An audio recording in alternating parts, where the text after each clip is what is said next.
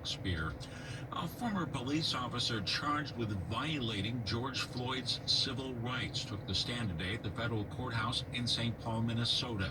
Three former Minneapolis police officers are on trial for failing to provide medical aid to Floyd, who died in police custody in May of 2020. Minnesota Public Radio, John Collins has more.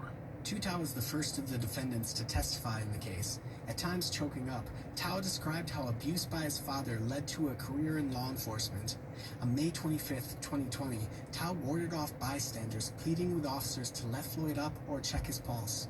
Tao testified that he believed Floyd was suffering from excited delirium and had been using drugs. He said if he'd been one of the officers restraining Floyd, that he would have checked his pulse and provided CPR if needed. The other two officers on trial have said they also plan to testify. For NPR News, I'm John Collins in St. Paul. Russia's defense ministry says some troops massed near the Ukrainian border are heading home. But as NPR's Frank Langford reports from Kiev, NATO remains skeptical.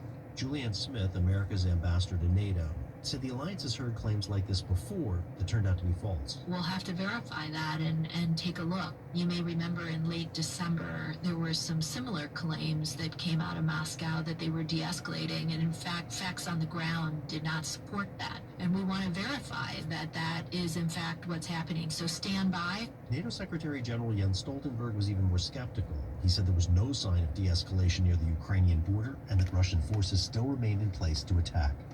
Frank Langford, NPR News, Kyiv. In a case closely watched by media lawyers, a federal jury has found the New York Times did not defame Sarah Palin in a 2017 editorial. As NPR's David Folkenflik reports, the case centered on a passage in the editorial that wrongly suggested a link between an ad from Palin's Political Action Committee and a later mass shooting. The jury's unanimous verdict follows the presiding judge's finding that the former Alaska governor had failed to meet the stringent requirements to justify her case. He said this week he would dismiss her case once the jury returned. Judge Jed Rakoff allowed the jury to deliberate in order to give guidance to an appellate court, as Palin appeared likely to appeal his ruling. The jury's verdict makes an appeal tougher, however. In a statement, the Times hailed the outcome, saying public figures should not be permitted to use such lawsuits to intimidate or publish news organizations that make mistakes they promptly correct. Palin's legal team did not return requests for comment. David Folkenflik, NPR News. A key wholesale inflation gauge took a big bump up last month, rising 9.7% from a year ago.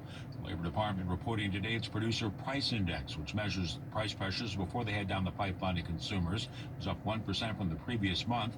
Even stripping out volatile food and energy, it still rose 0.8%. On Wall Street, the Dow was up 422 points, the Nasdaq 348. This is NPR.